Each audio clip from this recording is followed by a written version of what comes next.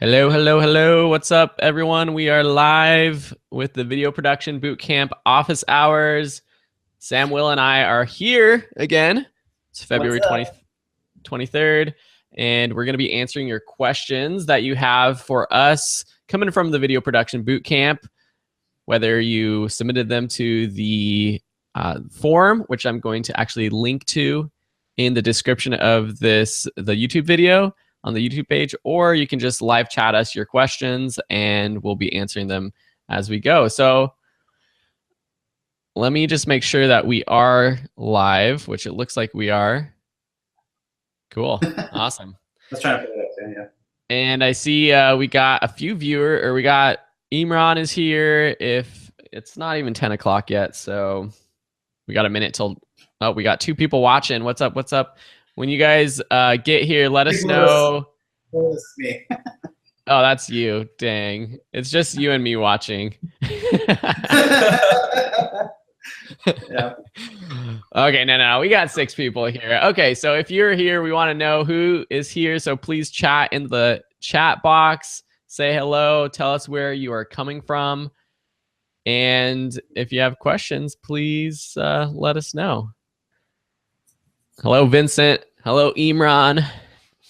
And while we're kind of waiting for people, Will and Sam, you've been working on some projects. You went up to Ghirardelli for a project, and also Will, you edited and worked on a music video that just launched yesterday, and it already has 750,000 views on YouTube. Yeah, so it also reached number 4 on the top iTunes music video, I think, this morning. Nice. So can you kind of just talk about that project and what went down?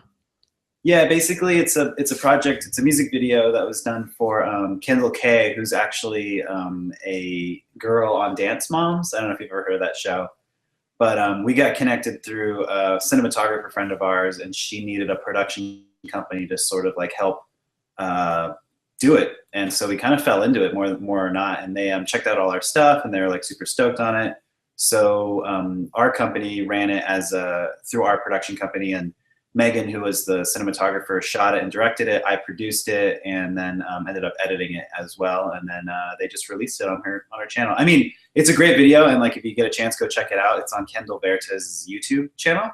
But it's the views are definitely playing off the fact that she's already kind of a star. So there's like, I think it's a great video, and like I think it wouldn't necessarily go viral if she wasn't, you know, popular already, I think. Yeah, you're not giving yourself enough credit. It's a pretty cool video. Yeah, I mean, I think it's pretty cool. Like we shot it all in like a day. The only bummer part was like there's a white psych stage that we painted the crap out of, and it took almost 2 days to repaint it, and that was terrible. But other than that, it's great. Yeah. Well, I linked up to that music video in the chat for people to check out. Cool. So let's just get started. We got 13 people here. Again, if you want to introduce yourself, say what's up in the chat. We're going to be bouncing back and forth between those questions and the questions that we got from before. So let's just quickly go through a few questions that we've gotten from the forum. So and I'm just going to, blaze through these. So the first question was, I noticed that many of your lenses have some kind of filter, daylight, UV, etc., etc. In my photography, I don't use them unless I am in really harsh environment, dust, hard rain, etc., because the filter's glass is not as good as the lens. Basically, it seems like they're asking, is it important to use these filters for video because video is lower resolution?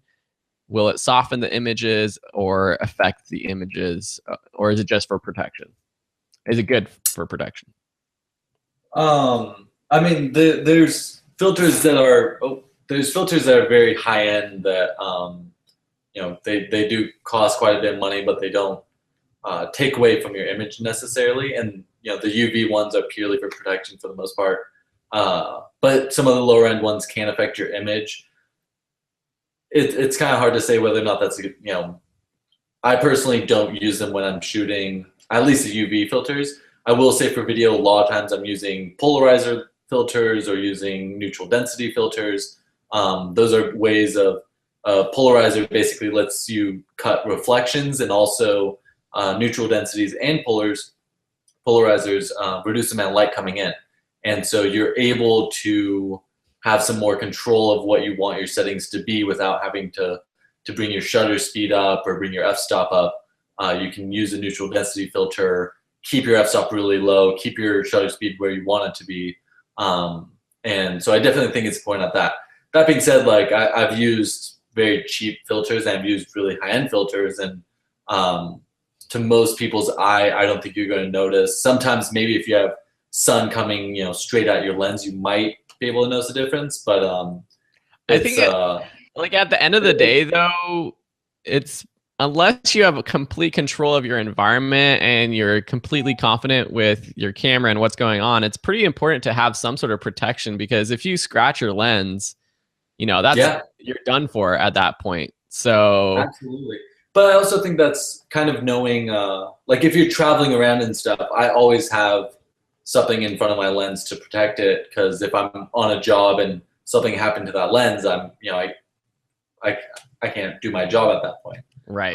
At the same time, if I'm in a controlled situation and I you know, have a crew around me and I know that it's on a tripod and it's safe, like I'll take off the filters at that point just to try and get the most out of that lens. But it's, you know, those filters can add up. They can get very expensive. So I would say you don't have to buy a filter for each size lens you have. You can get step down rings, and you know, basically have a large filter and get smaller rings to put onto smaller threads. So cool. So it sounds like there's some types of filters that actually have a purpose in changing and affecting the look. But in terms of a UV or a filter that protects, the higher quality ones don't affect the image at all. And for traveling around and kind of event videography or just carrying around, it's probably a good idea to have one, because it really doesn't affect that much. Yeah, absolutely. And you know, B&W and then also Tiffin, you know, make great filters. I think the B&Ws are typically on the more expensive side of things, and the Tiffins are a little bit more middle range. But you know, if you're going for that like cheapest one you can find, obviously, you know, you pay for what you get, or you get what you pay for. So cool. Got it. So the next question is the key light always to the subject's left, the camera's right in an interview setup? If yes, are there exceptions, and why?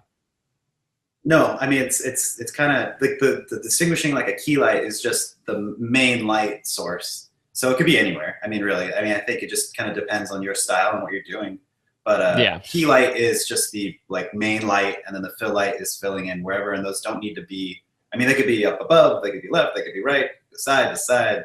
Yeah, right. So like, oh, go ahead, Sam. Yeah, just right now we have a big window off to our right now, and so if you wanted to create a key light, it make kind of most sense to utilize that light. At the same time, if you had a big enough light, you could bring it on the left side and make this our fill light, but it's always hard to compete with the sun, so you might as well just use that light. I'm actually just thinking now that I'm in the light and Will's in the shade, so it's kind of so little extreme right now, but. Well, I think that's you know, that's just a good clarification of the definition of the key light. And maybe from our course, since we were doing the interview setup and we had the key light on the one side, people might have thought, well, every time that's where the key light's supposed to go. But as cinematographers, we can move that around. And I mean, I do think like in interviews, like my personal styles, I tend to put the key light on the side that the interviewee is facing, so that the face is more like evenly lit. But that's just from a basic interview. If the interview is like more menacing and darker, I may move it more to like a 45-degree angle to help make some contrast in the light. So it just depends on what you're doing, I think is really. I think what's really important there is set where your interviewee or where your person's going to be looking, and then, you know, put a light to the side and see what it looks like, and, you know, taking the time to, you know, try it on that side, so see how it looks and what appeals to you most. Because you know, at some point you don't want your interviewee staring straight into a light. At the same time, you know, you don't want to look really dark and menacing. every Yeah. time. So. Yeah. Cool. We just got a quick question that I want to follow up right now because I think it has to do with lighting. And don't worry, people who chatted questions, we will get to your questions. But Neil just joined and he asked about why do people always forget about the backlight? And I think that's something pretty interesting. I think personally, I think some people just don't have 3 lights. So they might have 2 lights and there's a lot of kits that you can buy that just have 2 lights. But is there any other reason why you think people just don't do it? Laziness?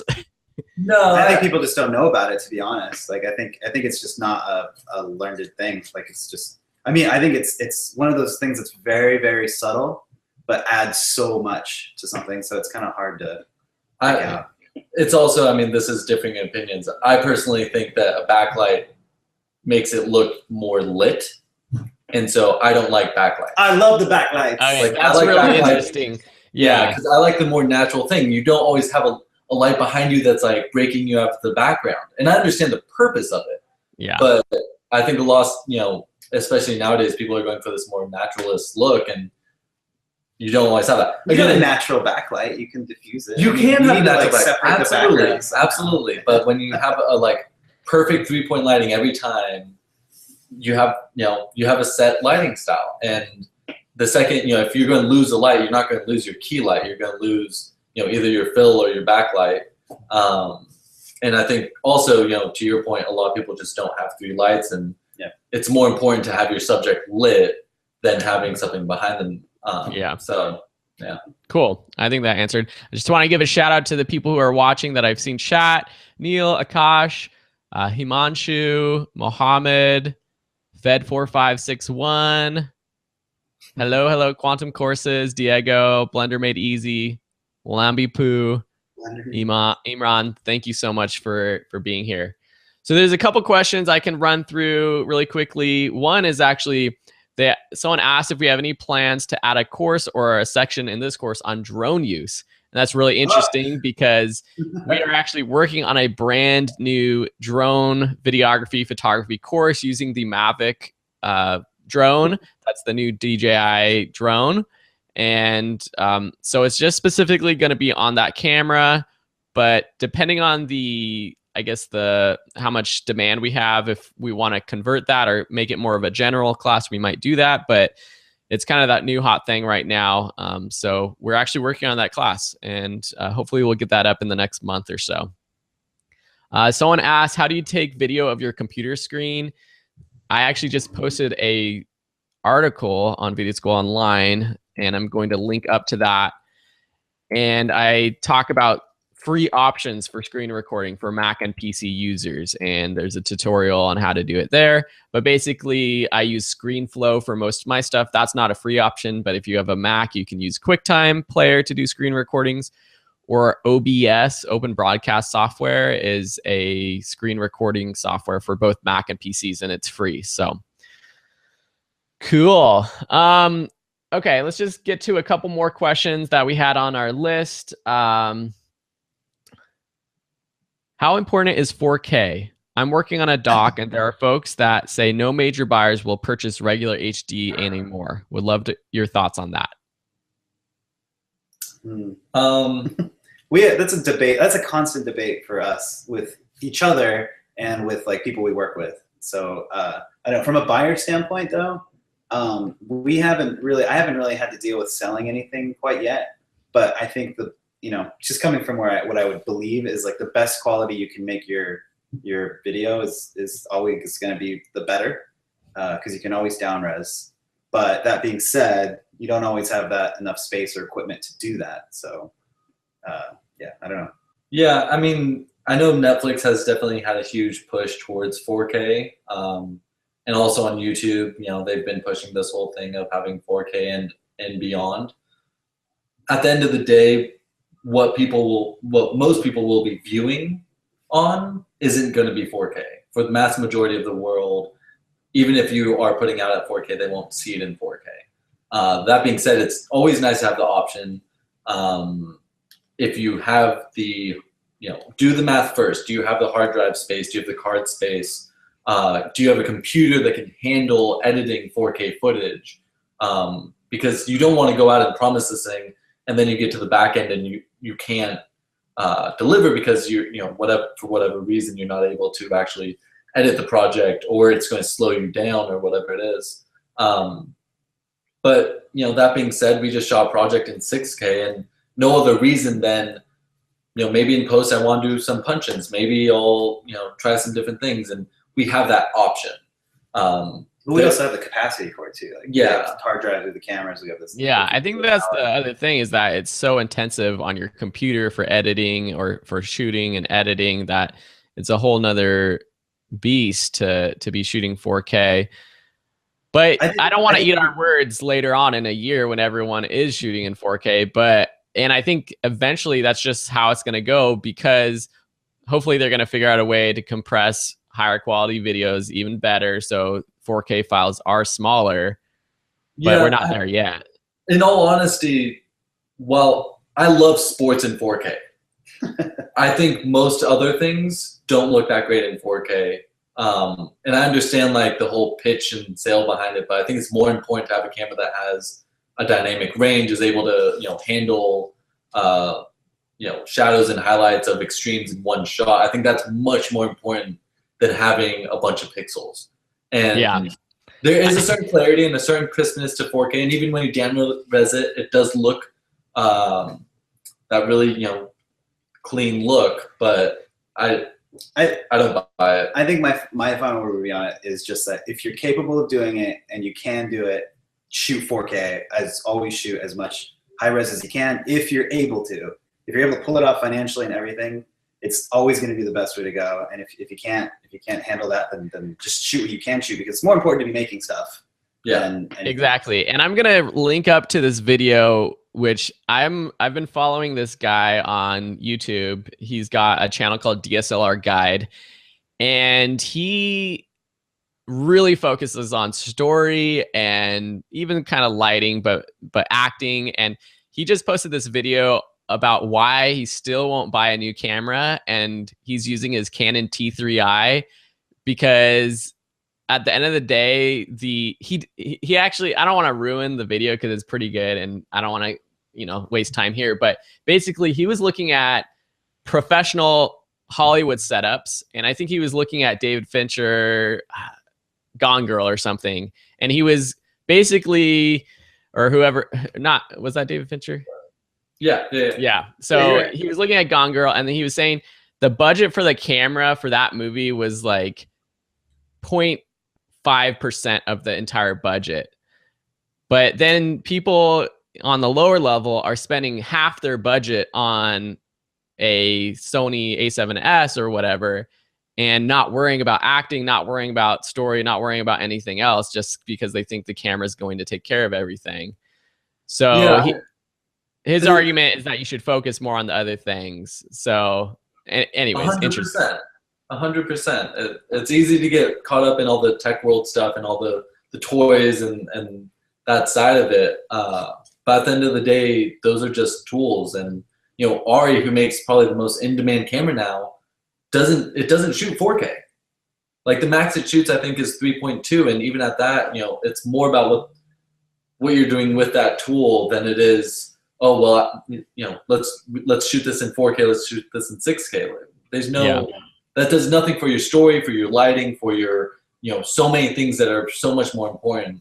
And if you're selling to customers that really want 4K, they should be giving you the budget and the team and the the equipment that you're still doing a great story, and the 4K is just another part of it. But yeah. Cool. Okay, we got a couple of recent questions I'm going to ask. One is from Ozzy. He's asking, in one of the videos, Sam mentions the fact that he has switched camera brands a couple times and went through Canon, Nikon before settling on Sony. I'm interested to understand the factors he considered and the thought process that led to that decision.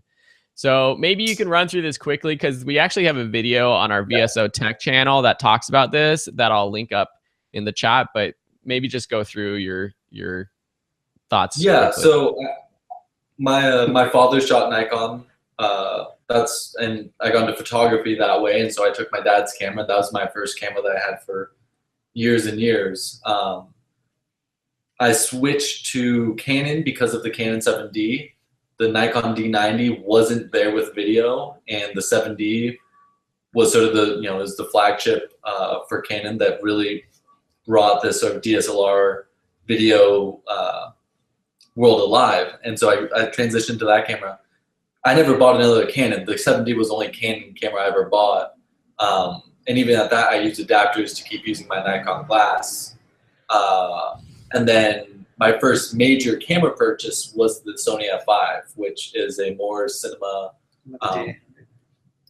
Oh, I did get the D800, right? I went back to Nikon after that. I forgot about that. And that's because I still had all my Nikon glass. I hadn't invested in Canon lenses. And so I was able to keep using the lenses I had and finally do video with my D800. And I was doing a lot of traveling and photography at that point. And then I switched over to Sony for the Pro Cinema camera, and then to match that Pro Cinema camera, and also because of the low light capabilities of the A7S, we got the A7S. Again, just tools, the things that, I did a lot of research, and in that 6-month period, those cameras were the cameras to get. The D800 when it came out was an incredible camera. The Sony F5 when it came out was an incredible camera. A year later, there's 50 other cameras that you could probably pick from. I was really just, I have jobs coming up. I need to get something that's going to, enable me to do the work I want to do. And every time the jobs that I got ended up paying off those cameras. Yeah, and I linked up to the video where you talk about it. I think we talked probably 15 minutes on this whole thing. That video. So people can look at that if you want.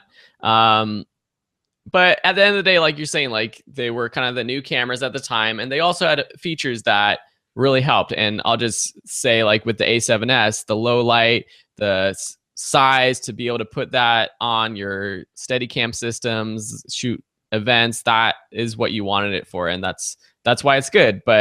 And you might not have gotten such high quality with your D800 or your Canon 7D if you had just kept that. But yes, at the end of the day, just tools. So I want to move on to some other questions. We're going to get to the live chat. I'm going to answer a bunch of those questions in just a second. I just want to finish up with this one from the forum. It was also from Ozzy, and he's asking about, he has some old Minolta MD prime lenses that he uses for black and white photography. He would love to use them for video work, and he's wondering if there's a converter for that. It sounds like, I don't know if he's using a Sony camera or not, and he knows that autofocus won't work, but is that a good idea to do? Yeah, I mean, I think using any vintage or older lens is great. I think it gives more of a look in those Minoltas, especially. I haven't personally shot with them, but I know the brand, and I know that they're a lot of people like them. I think for video, especially too, you should be doing manual focus anyways. So that's never an issue in my mind. But yeah, depending on what camera you're going to, I'm sure that there's so many adapters out there. I'm not sure specifically if there is for that type of Minolta to whatever camera, but assuming you're going to Canon or Sony, you should be good. I'm not so sure about going to Nikon. Sometimes Nikon's a little harder. Yeah, I mean, it's a little bit tougher. There's probably definitely, I don't know, I've never really used Minolta glass before, but I already found a Minolta MD MC lens to Canon EOS adapter. So I mean, just a quick Google will find you that stuff. But then always, obviously, like look up reviews and stuff. He's right though. We'll kill any autofocus if they're that old. But they'll look good. Like I think any old glass has character. Like I think that's what you get. It's probably going to be a little less sharp than newer glass, but it'll be a look, which would be cool. And a lot of people talk about sharpness, and I think everyone thinks that if it's sharp, that's like the best thing. Having a little softness is a very good thing.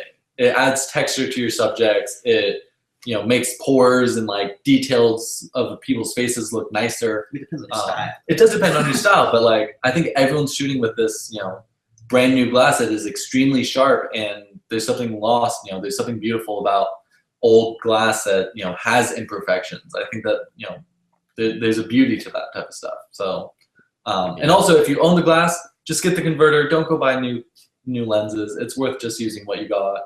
And an adapter is going to cost you only, you know, it'll cost a couple $100. So. Cool. Awesome. All right, let's get to some questions that we've been getting in the chat. I had a couple from Imran about screen recording. I answered that already with that link about screen recording software. We got another question from Mohammed about wanting to start motion graphics and don't know how to begin. Well, I would say the best tool for motion graphics is using After Effects, and I've got a bunch of tutorials on the YouTube channel. If you go to videoschoolonline.com and go to the courses, there are a bunch of courses, but one main course for After Effects, and there's some free courses to get started too. So After Effects is where it's at with that. Fed4561 asked, he's on a low budget and he shot natural light, video quality came out good, recorded audio separately, and he's having trouble syncing audio, and he wants suggestions, or she. I would say from the post side of things, there's tools that help. It really depends on your software. I mean, I edit with Adobe Premiere Pro. Within Adobe Premiere Pro, you can sync a video and an audio clip automatically within Premiere Pro. There's also tools like Pluralize that you can download, but it does cost, where you can actually import all your video and audio, and it basically does it automatically.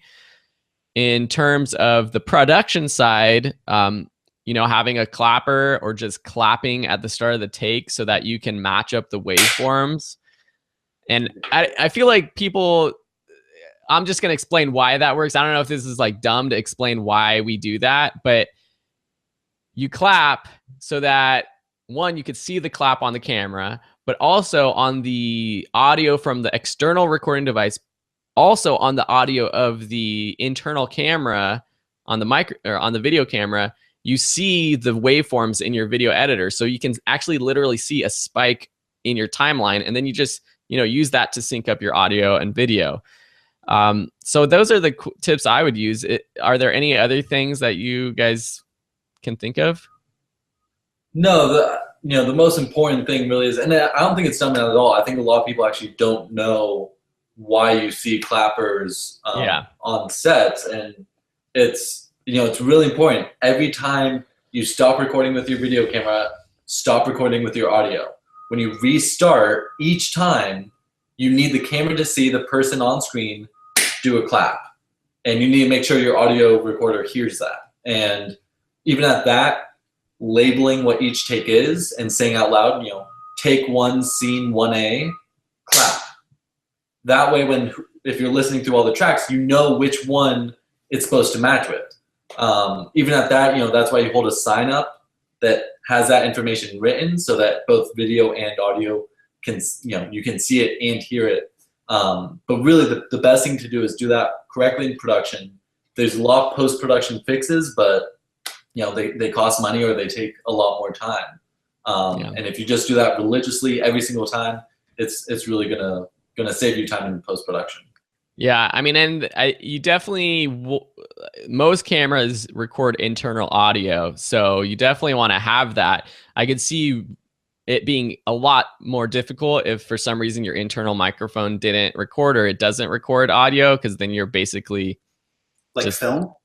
Yeah, like film. I don't know if there's any digital cameras that do that, that don't record audio, but I can see that being an issue for someone. But yeah, I mean, I think the clap is kind of the basic thing that we would recommend doing. And if you do need help with another editor, you could, message us or just search on YouTube for syncing audio in Sony Vegas or iMovie, because there might be some other tutorials out there that showed specifically that, or we can make one. We got a couple of questions about cloning, and this is really interesting, about having a video with clones. So from a filming perspective, I'm the easiest way to do this is if you have a steady shot, if you have a stable shot and you shoot 2 takes with the person, the clone, in 2 different areas of the shot. And then when you come into post-production, you can just crop or create a mask from one clip and then layer it on top of the other clip. And it should be pretty seamless. If your camera is moving, that's even harder. If you want the clones to interact and cross that kind of cut or that mask, then you have to do some more advanced effects. In After Effects, what I would use is the Roto Brush tool, which allows you to basically cut out anything within your video that's moving. And you can like basically cut out someone moving and place that on top of another clip.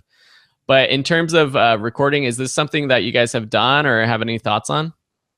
Yeah, I've played with it back in a long time ago, but Yeah. no, and it's it's beyond a steady shot. It's you need a tripod locked off, not moving, between takes doesn't move, so it's it's really the exact same frame, and then yeah, you can move as many times as you want. The clever way to play with it is to kind of know how you're going to have the different people come in. So instead of just cutting it down the middle and have one person on this side, one person on this side, if you have someone just in this bottom corner, you could then have them come up over here and then cut it here and then cut it again here and then have them over here again. So it's just so that you never, cross over that plane and where you're going to be cutting it. Yeah. And I've seen people do that really well without getting into crazy After Effects and rotoscoping and all that. A lot of these movies, people spend months just tracking, sort of cutting out each finger and cutting out each hair and, making it really seamless, because if you do it sort of sketchily, it can look kind of, low quality. But, it's a great way to learn rotoscoping, I guess. Yeah. I mean, I think it takes it to a completely different level. Yeah. I got a quick chat from Cecil saying that they're not seeing the stream. Can someone please chat and just confirm that you guys are seeing the stream? But it's a completely different level if you are layering clones or if you have a moving camera, which it's obviously possible to do, but it's not. It takes it to a whole different level. So Akash is saying, I'm using Filmora, so please guide me according to this editor for cloning in After Effects. So I think with Filmora, or really any editor, there should be some sort of crop or masking effect that you can actually apply to a clip and basically cut it. So hopefully that makes sense. Like if you can film something and you can have the person on the left side of the screen and then film it again and have the person on the right side of the screen, you could just layer those 2 clips on top of each other. And then on the top clip, you can just cut off, mask, or crop the side of the clip that doesn't have the person so that there's the 2 people there. So I need to just create a tutorial on this. So I'll do that. It looks like people can still see us. So hopefully, Cecil, you were able to get the stream again. We have a question from Miguel Garza about, how do I start a family business with drone? I'm an intermediate video editor and my sister is a licensed pilot. What market would I go after real estate? What market would I go after real estate? I'm wondering, Miguel, are you asking what market would you go in addition to real estate, or how would you go after the real estate market? Do you guys have any, like, just in general for starting a video production business, you guys have done that successfully. So what tips do you have? Well, I mean, is he wondering a video business with a drone or just in general? Sounds like with a drone. Yeah, I mean, the drone stuff's tricky because you do technically need to have a license to be doing it commercially. So if you were going to start a business, I would really look into the regulation and rules of wherever you are in the country or the world.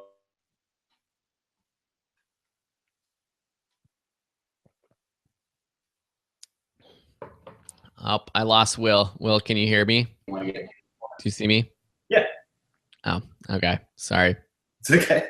But yeah, just making video of stuff that you want to be doing and start cutting that together and start finding people that need that video and show them what you're capable of doing. You just start to try and get the ball rolling. Yeah, I think putting together a portfolio is the biggest thing. Yeah. Trying to reach out to businesses in your area, even offering to do it for free for some friends or anything like that. I mean, that's how we started the wedding videography business that I was running for a while, just offering to do it for friends and build up that portfolio, build up that word of mouth. I think if you're starting a business which is localized, which is what, you know, drone videography is going to be, word of mouth is going to be your biggest driver of customers. So you just need to start building a reputation in your area. We got a question about the Blackmagic Pocket camera. Oh, baby. Any thoughts about that? I've shot with it a few times. Have you? Once. I don't know how to put this. It's a tool. It's a camera. It can look good. I do not like that camera. Just straight up. I don't like any of the Blackmagic cameras though, and that's just me personally. I have seen some friends who have, actually the guys we share the stage and office with, they have the Blackmagic Pocket, and they've used it on a bunch of interviews for ESPN, and it looked great. Like they did a really good job with it. They locked it down. They put some, I think they put a 24-70 on it, and they were able to run it through post and do it well. I think it took a little bit of work, and I think that camera really excels in its cost price and if you can lock it off. It's so small that like it will see every little shake. Like it's basically an extension of your hand, and that's not always like a good thing when you're shooting video. But that being said, for the price, the look, the raw image that it comes out with is pretty solid. It's very limited in its shakiness. The batteries go so fast. The menus are rough. Like there's not a lot of customability. Customization. I don't know. If you're gonna go that small, I would look into an A7S too. I think that's just as capable and can do more. Or GH4. Or GH4, the new GH5. Yeah. That camera was fairly outdated at this point, and even when it came out, it had a lot of I don't want to say downfalls, but just, you know, little kinks with it. Again, though, it's a tool. If you found a great deal with it, and yeah, because there's some great videos with that camera. Yeah, amazing videos. It's some good stuff. You just have to learn how to work with it. I've also seen amazing videos made from an iPhone. So it's what is your story? How are you telling your story? How are you trying to use this tool? And are you going to have the time to really set up every single shot and make it? That also being said, if you've invested in like a Versa or a Blackmagic or any of the bigger cinema Blackmagic cameras, like it would make sense, it would behoove you to probably get a Pocket as like your B camera, because they'll have the same color space too. So if you're starting to enter into the Blackmagic ecosystem, it's a solid little camera. I personally am just not a fan. Yeah. Okay. Yeah. I mean, I've never used it, but I think that kind of sums it up.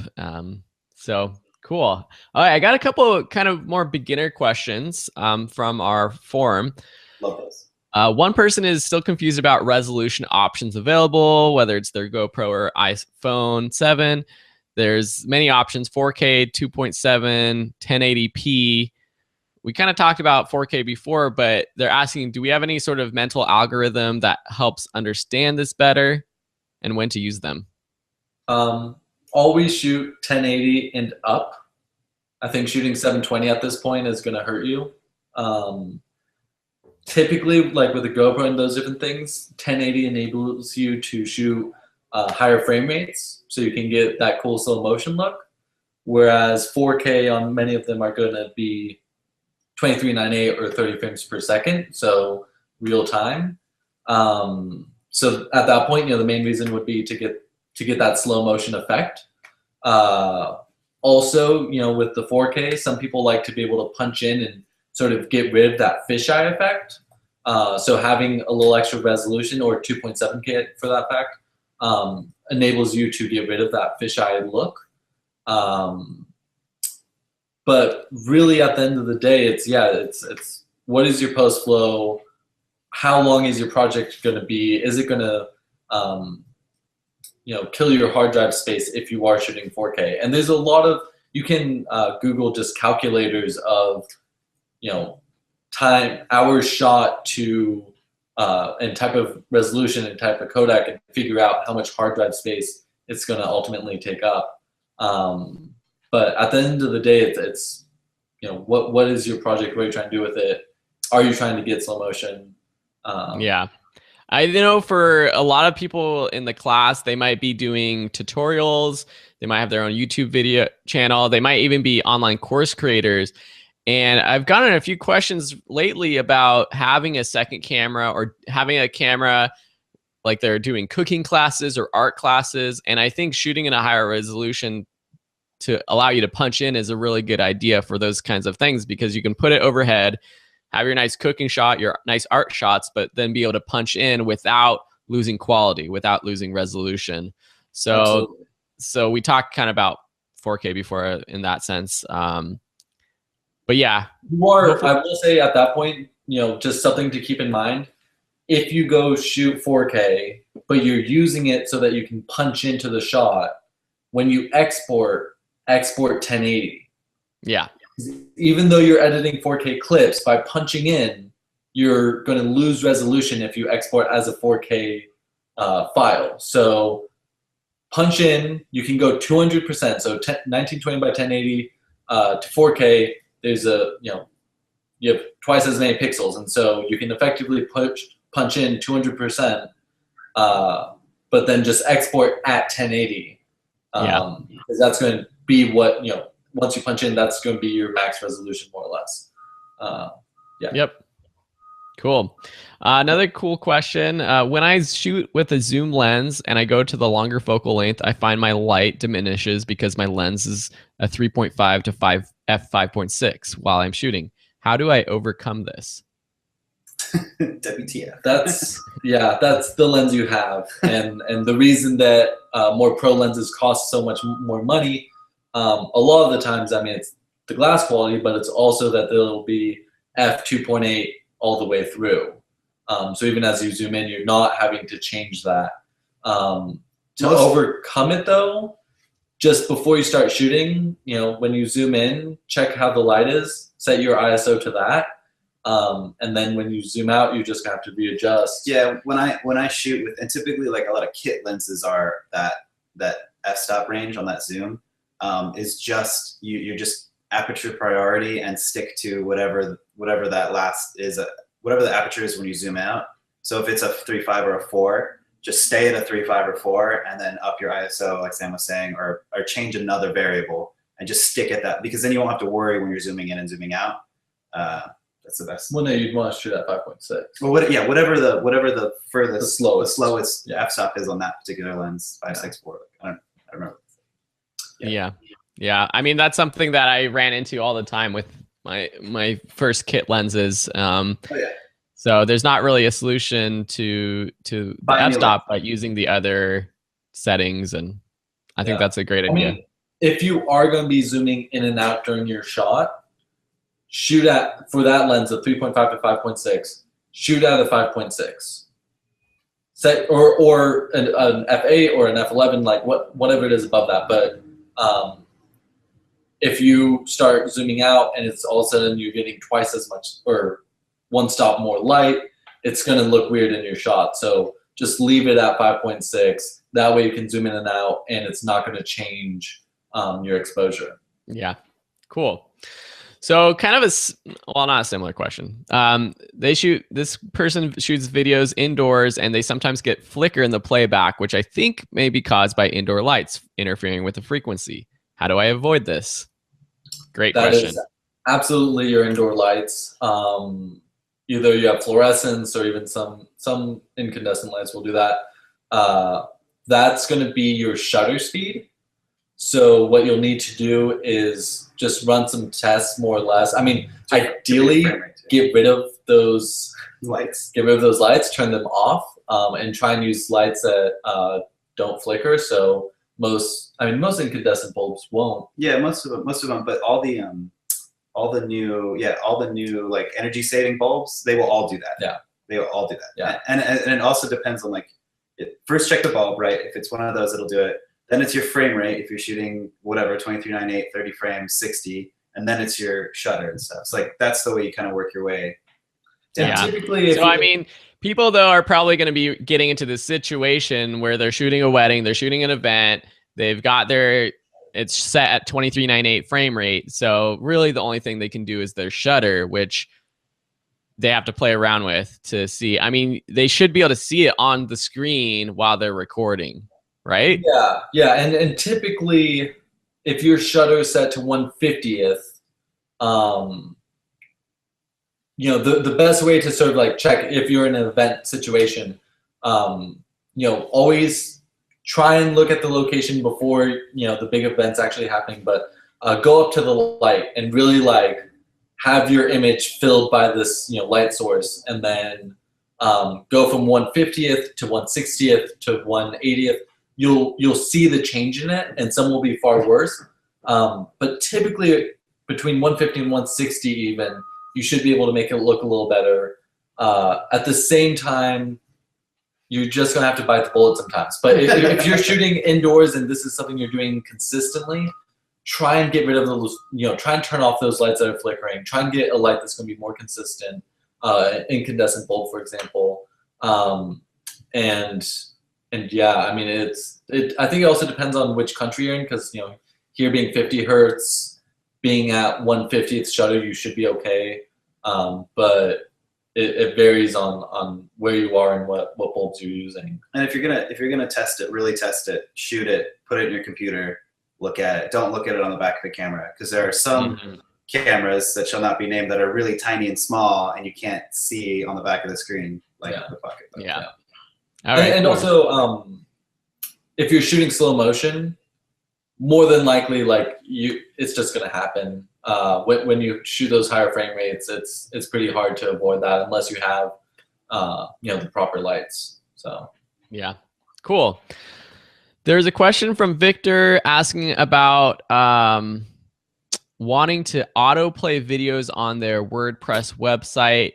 Basically, now with the trends in Facebook instant video, the videos autoplay and it's a make or break issue. How can we get the videos to instantly play on a WordPress website? Well, first, I would say that autoplaying a video is not a make or break issue, especially on a website. I think people actually get annoyed a lot if a video auto plays because people aren't used to that. People are used to it on Facebook now, but most other websites aren't going to have autoplay videos. So I would actually say stay away from an autoplay video unless it's for a very specific purpose. But that being said, you can autoplay your videos if you upload them with YouTube. So he was asking if you could do this automatically once you upload to Facebook, but also have it on YouTube or on your WordPress site. I would recommend uploading to Facebook, but also to YouTube anyways, to start building your brand and your video presence on both platforms.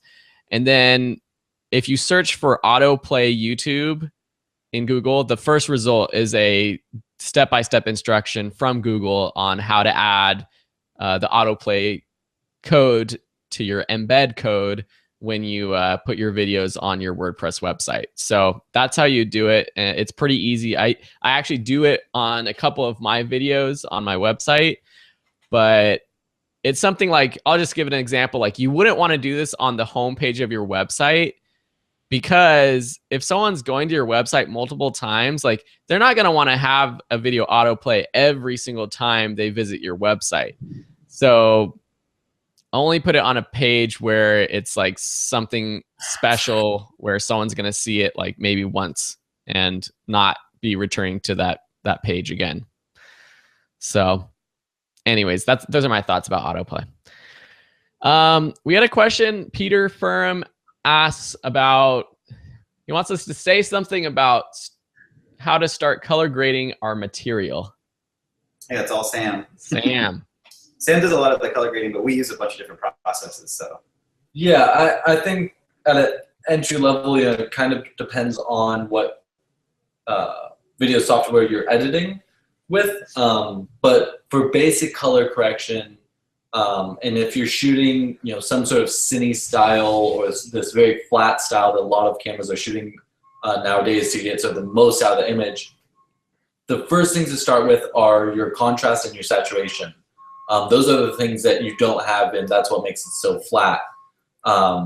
From there, you know, if you're able to set a black point, a white point, you know, that's just saying if you have really, you know, hot highlights and you have shadows, you sort of want to, you know, bring those down and like just add that sort of contrast. At the same time, maybe you want more, you know, less contrasty look. You know, that sort of look that's really style. You know, it's a style nowadays is that low contrast look. And so, still setting a black point, but maybe bringing down the contrast, getting the highlights to look good. You really just have to play with these different things, and don't get overwhelmed by all these terms. The main thing is setting your contrast, bringing in some saturation. And typically with the really flat looking things, you either need to bring up the highlights or you need to bring down the shadows, just to add some depth to the image. From there, you know, you're able to play with tint or your white balance. Maybe you want to look a little bluish or a little oranger. You know, you can play with those things. And then the hardest part, obviously, is matching that throughout your entire video and trying to have a consistent look. Or maybe, you know, maybe you want to just go all over the place with it. But yeah, color correction, you know, it's a really fun thing to do. In terms of the process, it's the last thing you do alongside sound doing. Like, edit your project first. Get your project to be the edit that you want it to be, that you're really happy with, and then start coloring. Coloring is going to slow down your computer. It's going to make your editing process a lot slower. So you want to do that last. And yeah, it's also, you know, depending on what computer screens you're going to be looking at, it's always going to look a little bit different at the end of the day. But what programs do you use? Yeah, and I think something that will affect your video a lot, though, and this was a question that was from our forum, so I don't know if it was the same person asking this, but they basically followed up and said that their videos have a flat amateur look. Yeah, it was from Peter again, so thanks, Peter.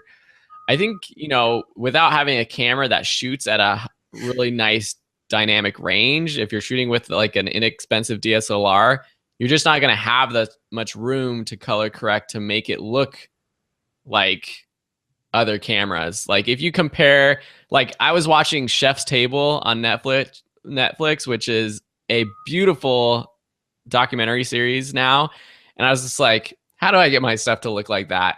And there's just no way I'm ever going to get my Canon 7D to look like that, or 70D. And so while we're talking about tools being just tools, there are some things with your camera that it's just going to look different. Like I can't make my 70D look like Chef's Table just because it doesn't have that dynamic range.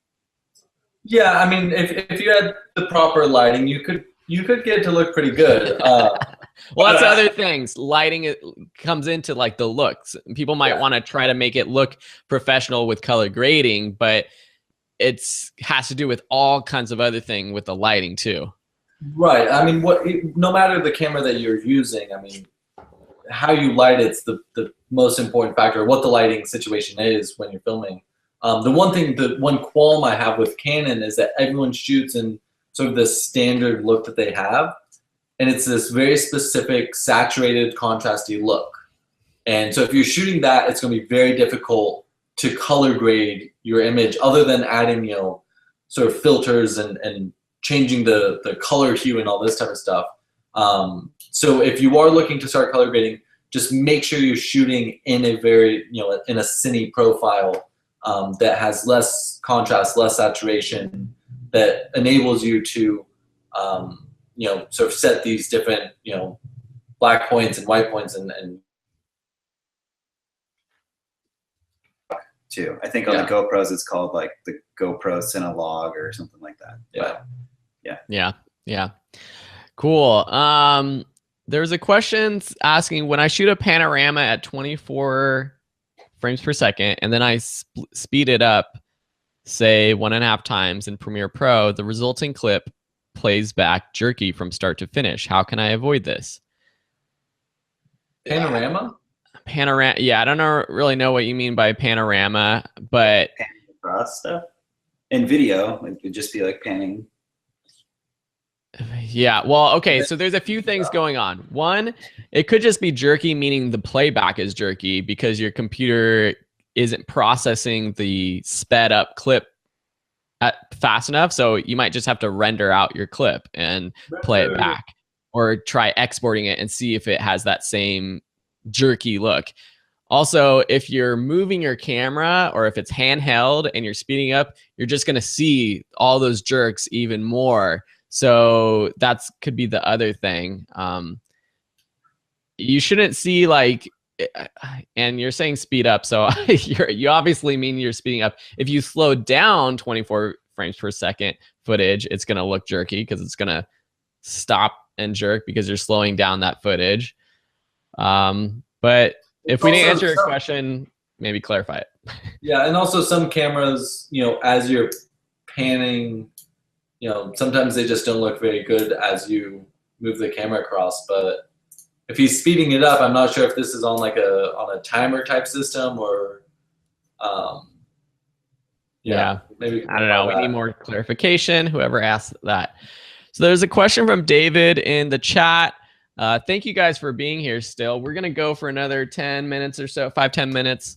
It's been almost an hour, and hopefully we've gotten to most of your questions.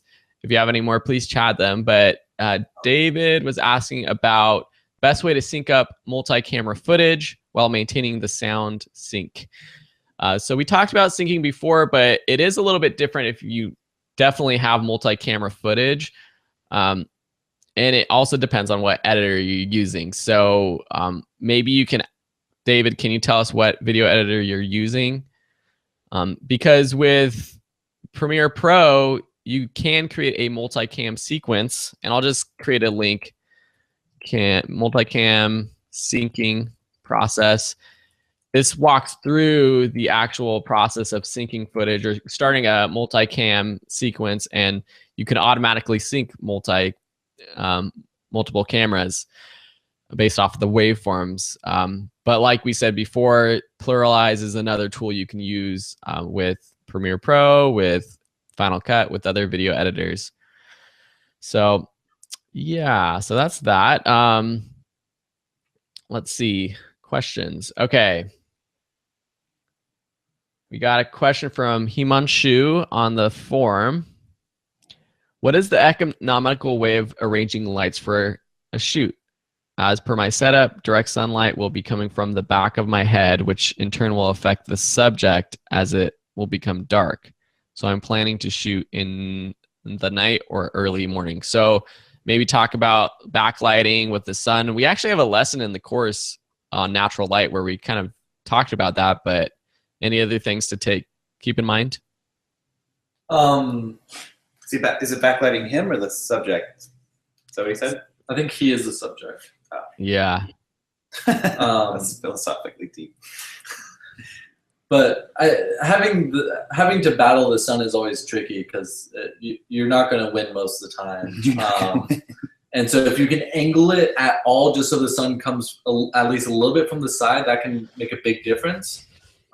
Additionally, using any sort of bounce, like a big white piece of cardboard even, and having that reflect the sunlight can help sort of fill you in. If you don't have lights, or even if you have lights, like having that additionally can help. But really, yeah, I mean, either shooting at night or just trying to turn, position your frame a little bit to the side so that maybe the sun's not directly behind you, but hitting side of your face. And then all you have to do is bring in some light to the side that's in the shadow at that point. Yeah. I mean, you just have to pick the battle you're going to want to fight. Like either work and fight the sun and like figure out how to like do that dance and then be like kind of timed, right? Because the sun's moving and the clouds are going in and out.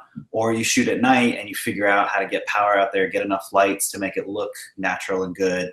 And that's a whole nother game that you have to play. So it's kind of like what are your tools and what can you like decide the battle you want to do. Yeah. And if you're shooting a 5-minute clip, then you're fine. But if you're trying to shoot for the entire day, is your window facing east or west? Because that's going to drastically change. If you're facing south, it'll change less. But depending on where you are, there's a lot of variables there. So if you're trying to shoot something longer, I would shoot at night.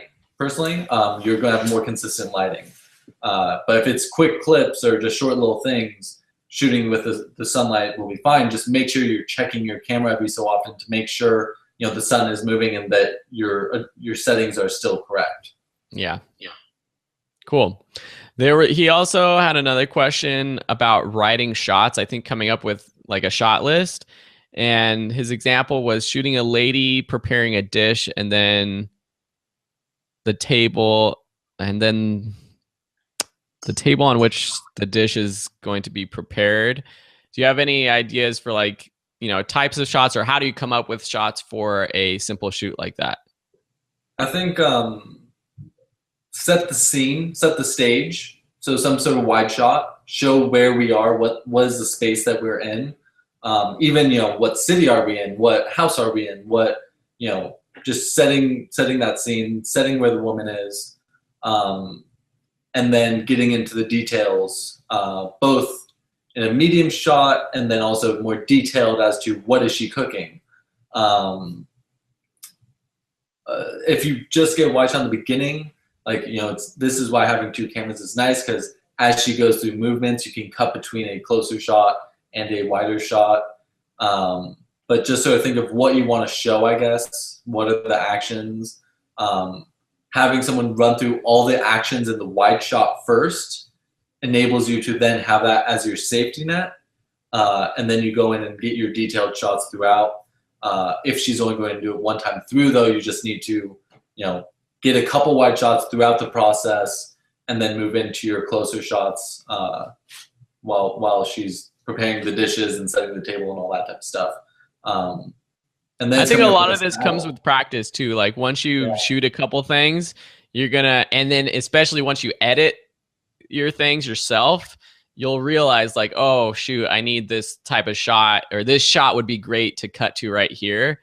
So it might take a while to like have that mindset, knowing like, okay, I need that wide shot. I need the shot of her, doing the dish. I need the transition shot of her coming to the table or whatever. So some of it's just going to come with practice. It's important to know what your 5 essential shots are. What are the 5 things, or however many, but like, typically there's like 5 key things you have to show. Yeah. And just make sure you get those, and you get those how you want to get them. And then, from there, it's... And if it's like a big shoot, like I would suggest like, and I've done this tons of times on tons of different projects, is like practice beforehand, whether it be the subject or just one of your friends or something, and shoot it with your iPhone or whatever camera, but just so you get the compositions right. And then you can bring that into your editing and just make like a rough, like basically animatic or like rough draft of like really rehearsal type shots. And then you'd be like, oh, should have got that. I need to do that more. And like, then you'll know for the day when you go shoot. And it's a much easier process. Yeah, I love that idea. And most people have a phone or a camera in their pocket. So go do it. So cool.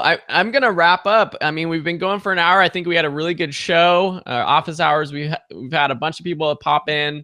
I think we got to most people's questions. There were a couple just at the end that I'll answer about our courses. So one is about having plans to make an advanced After Effects tutorial in the future, like with effects, like more Hollywood style effects. I really like that idea. There's so many ideas out there for courses, and we try to base our course productions off of what courses can help the most people out. So we'd have to look and see if there's enough demand for that kind of topic, which there probably is. So that's a really great idea. And at the end of the day, though, my personal goal is to have courses on every single topic related to video production that you would ever want.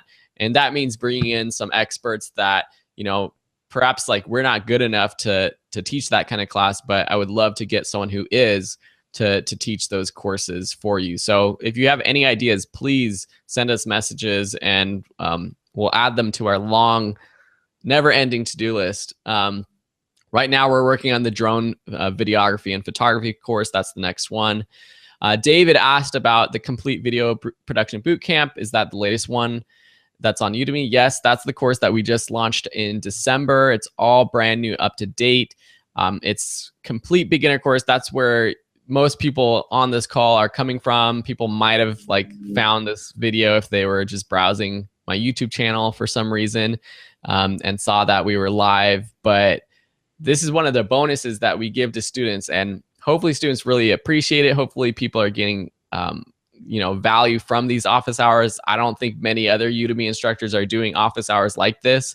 So we really, hope that you appreciate the extra time that we're putting in, and that, results in some better reviews of the course, some 5-star reviews. We'd really like that, because, we really care about helping you learn. And with the courses, we've realized we can't answer every single question in the course videos. So that's why we're doing these bonus things like office hours, where we can take your more specific questions and spend more time with them. Things where other students might not be as interested in, and we don't want to include it in the course content, but in a situation like this. Anyways, we hope that it's really helped. And we have Homestead Dad commenting, a lot of the stuff is over my head right now, but really appreciates it. And we realize that for some of these specific questions, it might be a little advanced, but hopefully with the course, and if you go through that basic course, you can then move on to the cinematography course or some of the editing courses, and all of this will start to make more sense. So start writing down questions as you take it, and next office hours, we'll see you back. Yeah, cool. So what do you guys got planned for the next month until we come back for office hours in about a month?